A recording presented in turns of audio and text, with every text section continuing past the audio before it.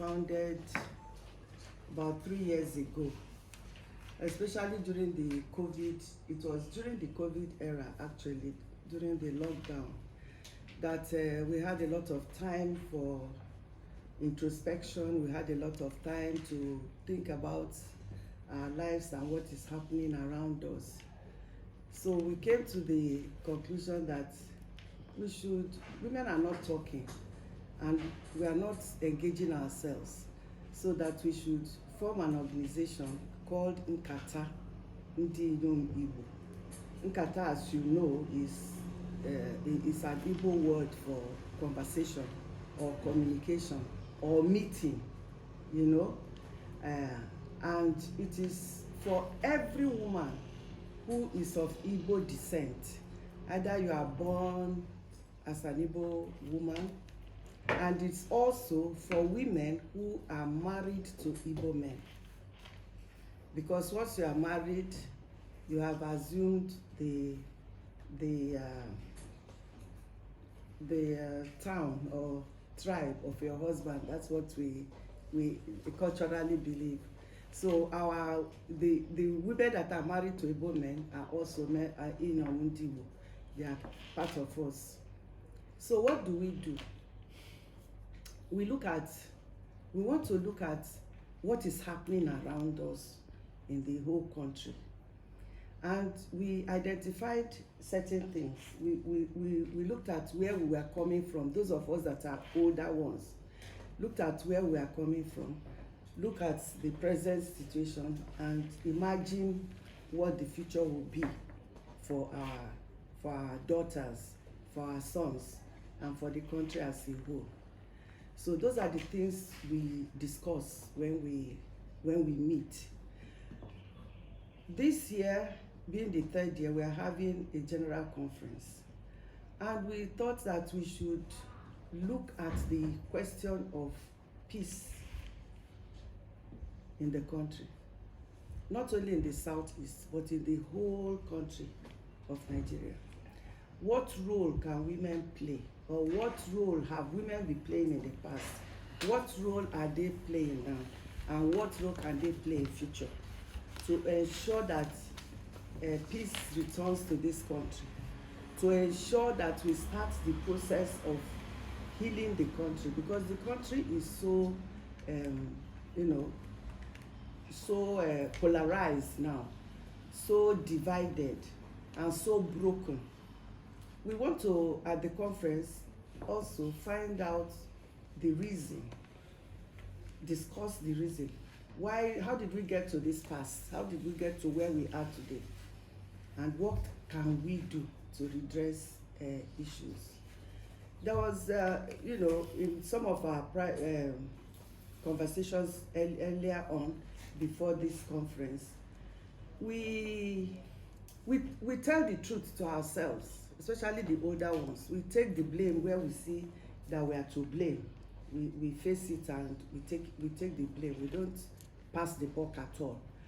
We are looking at the way, especially in the southeast, the carnage in the southeast, the way people do not have value for human life, the way the state has become so Hobbesian that life does not mean anything, and people do not cringe when they see blood, to the extent that sometimes you even see them practicing cannibalism.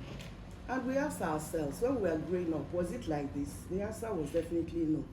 There was value for human life. There was respect for human life and dignity.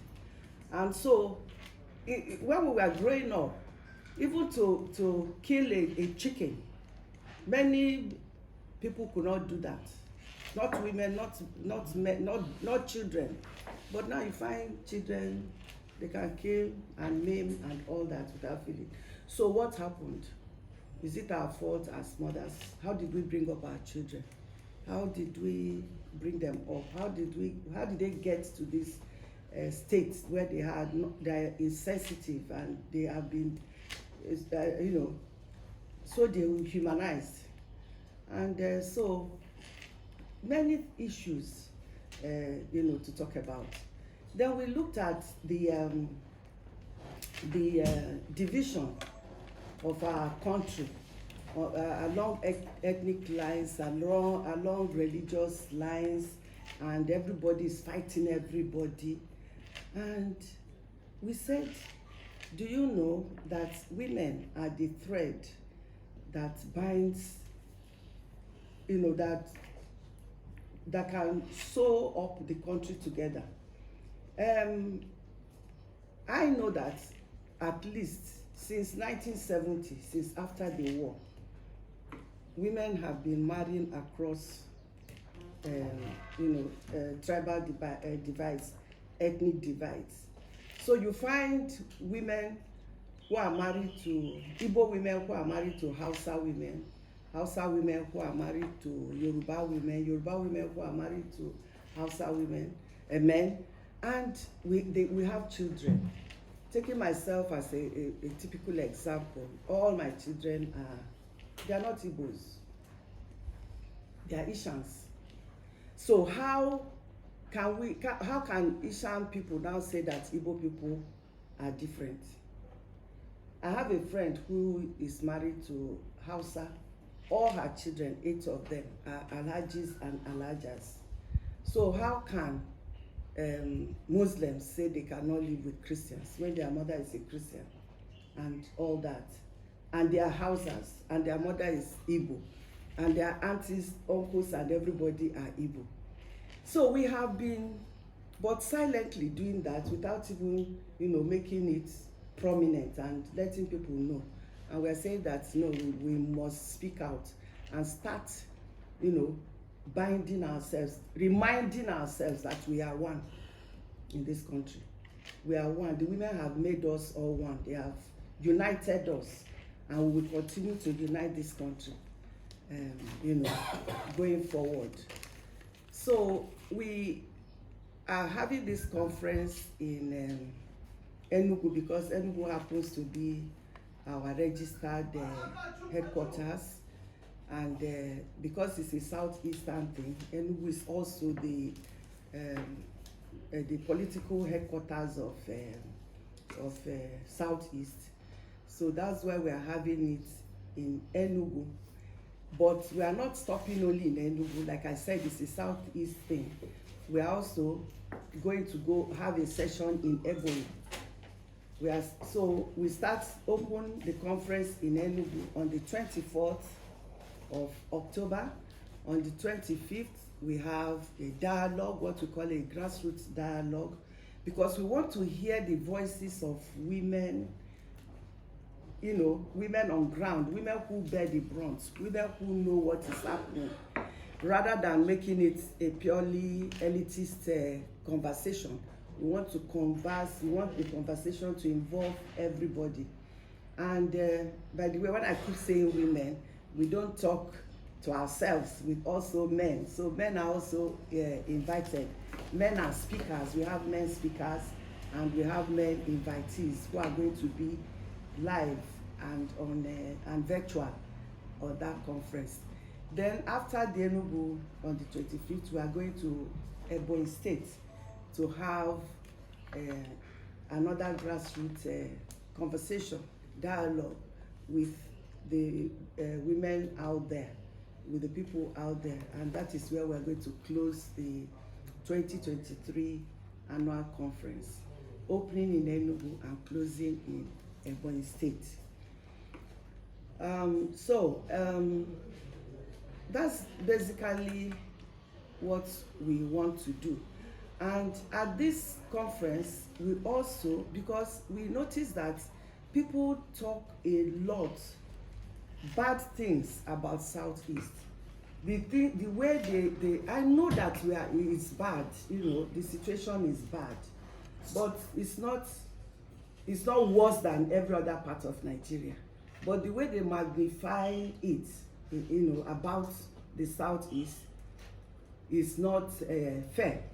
And we have governors in the Southeast who are working round the clock, who are doing marvelous job to make sure that we live in peace, we have development, we have progress they are developing our various states, but the marketing is just too much.